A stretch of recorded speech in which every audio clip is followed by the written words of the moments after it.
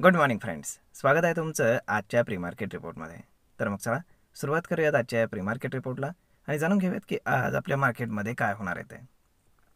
त्याआधी तुम्ही जर चॅनलवर नवीन असाल तर चॅनलला सबस्क्राईब करायला विसरू नका आणि डिस्क्रिप्शनमध्ये लिंक आहे त्यावरती क्लिक करून आपलं डीमॅट अकाउंट देखील ओपन करायला विसरू नका. तर मग चला सुरुवात करूयात आजच्या भागाला. मित्रांनो, सगळ्यात आधी आपण काल रात्री US मार्केटमध्ये काय झालं आहे ते जाणून घेऊयात.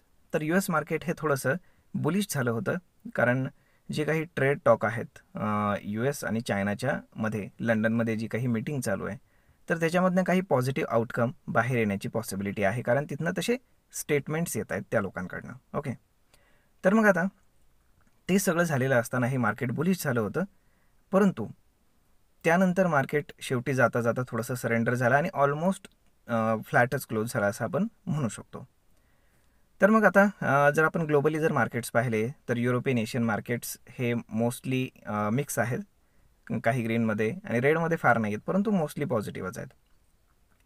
जर आता आपण गिफ्ट निफ्टी पाहिलं तर गिफ्ट निफ्टी इंडिकेट करते की मार्केट एक 60 ते 70 पॉईंट गॅपअप ओपन होईल.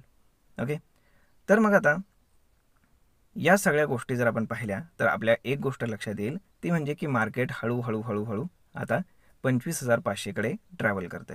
याच्यामध्ये जसं मी तुम्हाला कालही सांगितलं होतं की मार्केटमध्ये हर्डल जो आहे तो 25,300चा आहे, त्यानंतर 25,500, त्यानंतर 25,800 आणि डायरेक्ट त्यानंतर ऑल टाईम हाय.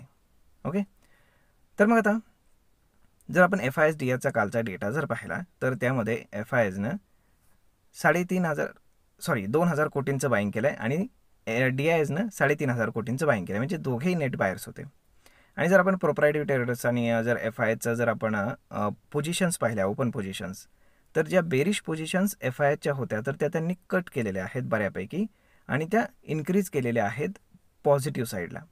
आणि प्रोप्रायटरी ट्रेडर्स जे आहेत तर ते न्यूट्रल आहेत, हे लक्षात घ्या.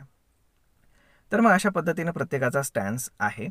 परंतु जर ओपन इंटरेस्टच्या हिशोबाने जर आपण कॅल्क्युलेशन करायचं म्हटलं तर 25,000ला सगळ्यात जास्त पुट रायटिंग आता होत चाललेलं आहे. म्हणजेच काय की ही एक्सपायरी तरी ॲटलिस्ट 25,000च्या खाली मार्केट येऊ देणार नाहीत. म्हणजे खूप जर अशी एखादी बॅड न्यूज आली नाही तर. आणि हायर साईडला जर आपण पाहिलं तर 25,500ला खूप जास्त कॉल रायटिंग झालेलं आपल्याला पाहायला मिळतं. म्हणजेच काय की मार्केटनं बॉक्स ब्रेक केलेला आहे 24,500 ते 25,000चा आणि आता मार्केट 25,000 ते 25,500 या बॉक्समध्ये ट्रेड करत आहे. तर मग ह्या हिशोबाने तुम्ही आपल्या पोझिशन्स कॅरी आउट करायला तुम्हाला सोपं पडेल. आता जर ग्लोबली पाहिलं तर फार काही बॅड न्यूज आहेत, अशातला काही प्रकार नाही आहे. परंतु आपण एका गोष्टीवरती थोडंसं कॉन्शियस झालं पाहिजे, ते म्हणजेच की सध्या जरी युक्रेन आणि रशियामध्ये थोडीशी शांतता आहे असं जरी आपल्याला वाटत असेल, तरीसुद्धा रशियावरती जो काही हल्ला युक्रेननं केला होता तो एवढ्या लाईटली मला वाटत नाही की रशिया घेईल. म्हणजेच काय येणाऱ्या काही दिवसांमध्ये, कारण साहजिकच आहे की ते रिटॅलिएट करणार 100%, कारण तो रशियाचा अपमान आहे जी ह्यांनी केलं आहे, तर तो अपमान झाला आहे रशियाचा, त्यामुळे ते रिटॅलिएट 100% करणार. फक्त कधी आणि कसं करतील ते माहीत नाही आणि किती स्केलवर करतील ते माहीत नाही. आणि ते स्केल जेवढं मोठं असेल तर ते जगातल्या स्टॉक मार्केटसाठी तेवढं जास्त प्रेशर करणारं राहील, हे लक्षात घ्या. त्यामुळे थोडंसं कॉशियस व्हा, पॉझिटिव्ह साईडला ट्रेड बनवताना थोडंसं कॉशियस व्हा. आता जर आपण आपल्या मार्केटमध्ये पाहिलं तर IT चालत नाही आहे, FMCG चालत नाही आहे. म्हणजे हे जे 2-3 सेक्टर्स आहेत तर हे थोडेसे अंडर परफॉर्म करतायत. आणि हे जेव्हा चालायला लागतील ना तेव्हा मार्केटमध्ये आपण काय म्हणतो, एक फायनल रॅली जी असते की जिथे जाऊन मार्केट थांबून पुन्हा एकदा करेक्शनसाठी येऊ शकतं, तर ती गोष्ट घडू शकते. म्हणजेच काय, अजूनही मार्केटमध्ये जर PCR वगैरे आपण जर पाहिला तर सगळा मॉडरेट लेवलला आहे. म्हणजे मार्केटमध्ये कुठलंही असं साईन नाही आहे की मार्केट ओव्हरबॉट झोनमध्ये आहे आणि इथनं एक करेक्शन आपण पाहू शकतो. आता जर आपण मार्केट जर बेरीज झोनमध्ये जाण्यासारखं जर परिस्थिती पाहिली तर ती आहे 24,000च्या खाली. म्हणजे जोपर्यंत मार्केट 24,000च्या वरती आहे, ब्रॉडर रेंजवर म्हणतोय मी, तोपर्यंत बाय ऑन डिपचीच स्ट्रॅटेजी अप्लाय होईल. खरा कन्सर्न कधी निर्माण होईल, जेव्हा मार्केट 24,000च्या खाली क्लोज करेल. 23,800 एकदम क्रुशियल लेवल आहे, त्याच्या खाली ट्रेंड चेंज होईल. जो हा बुलिश ट्रेंड आहे तो बेरिश ट्रेंडमध्ये कन्वर्ट होईल. म्हणजेच 24,000 जर आपण मोठी पकडलं तर 24,000ची लेवल ही ब्रेक होता कामा नये. त्यामुळे मार्केट भरपूर वरती आता सध्या मार्केट 25,000च्या वरती ट्रेड करते आणि ऑल टाईम हायकडे जाण्याचा प्रयत्न करते. त्याला बँक निफ्टी आणि बँकिंग स्टॉक्स जे आहेत तर ते मोस्टली सपोर्ट करताना दिसत आहेत. म्हणजे या सगळ्या गोष्टी जर पाहिल्या तर मार्केटमध्ये बुलिशनेस आहे, परंतु कॉन्शियस व्हायला हरकत नाही.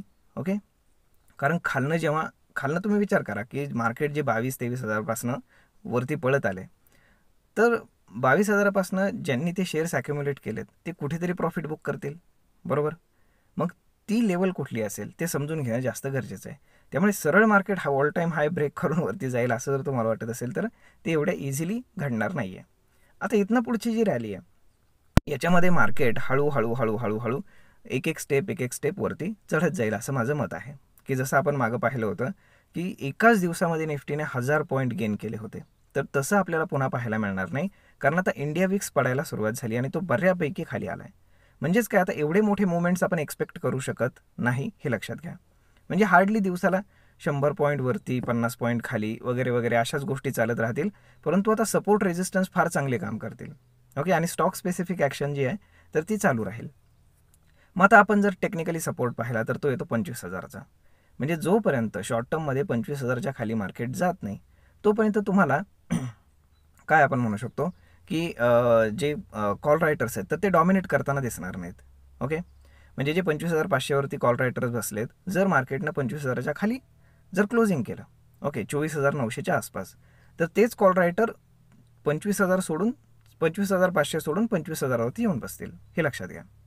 म्हणजे अशा पद्धतीचा सिनॅरिओ असतो. ते मार्केटला प्रेशर करायला सुरुवात करतात तिथे बेअरमध्ये. त्यामुळे वाटत नाही सध्या की एवढ्या इझिली मार्केटही सरेंडर करेल आणि जे काही मंदी करणारे लोक आहेत तर ते एवढ्या इझिली मार्केटला खाली आणण्याचा प्रयत्न करतील. त्यामुळे सध्या तरी मार्केट एन्जॉय करण्यासारखं आहे आणि जे स्टॉक्समध्ये रॅली झालेली नाही आहे तर ते स्टॉक्स हळूहळू तुम्हाला पुढे येताना दिसतील. जे ऑलरेडी खूप पळालेले आहेत लाईक फायनान्शियल्स, त्यानंतर बँकिंग स्टॉक्स, तर याच्यामध्ये कन्सॉलिडेशन होईल.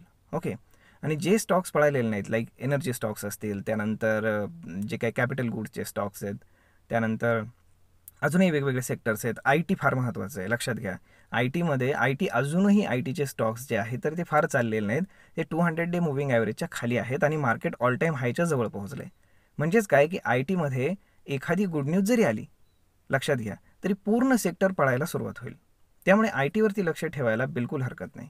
आणि ITचे स्टॉक्स सगळे चांगले आहेत. इन्फोसिस, TCS तुम्ही पहा, तर हे खूप चांगले स्टॉक्स आहेत आणि व्हॅल्युएशनसुद्धा अट्रॅक्टिव्ह झालेलं आहे त्यांचं. मार्केटवरती आहे तरीसुद्धा त्यांचं व्हॅल्युएशन अजूनही अट्रॅक्टिव्ह आहे. म्हणजे जेव्हा इतर शेअर्समधनं पैसे निघायला सुरुवात होतील तेव्हा ते ITमध्ये यायला सुरुवात होईल, हे लक्षात घ्या. म्हणजे एक छोटंसं करेक्शन जरी आलं तरी त्याच्यामध्ये ITला बूस्ट मिळेल. त्यामुळे जर तुम्हाला काही ट्रेड्स घ्यायचे असतील तर तुम्ही ते ITमध्ये घ्यायला बिलकुल हरकत नाही. तर मग मित्रांनो, आय होप तुम्हाला हा व्हिडिओ, ही माहिती नक्कीच ट्रेड आणि इन्व्हेस्टमेंट करण्यासाठी उपयोगी पडत असेल. जर हा व्हिडिओ तुम्हाला आवडला असेल तर आपल्या जवळच्या मित्रमंडळींसोबत देखील हा व्हिडिओ तुम्ही शेअर करायला विसरू नका. धन्यवाद.